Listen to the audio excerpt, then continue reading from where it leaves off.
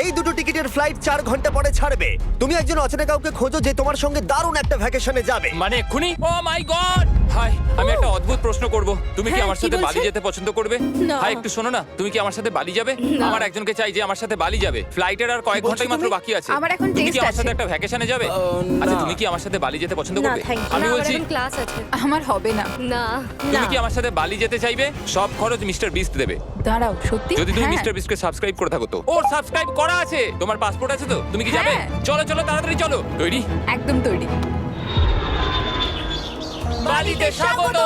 তুমি মিথ্যা বলছো। না না, তুমি মিথ্যা বলছো। ও মাই গড, আমার জায়গাটা দারুণ লাগছে। সরে যাও। চলে এসো, উঠে পড়ো। এটা দারুণ ছিল।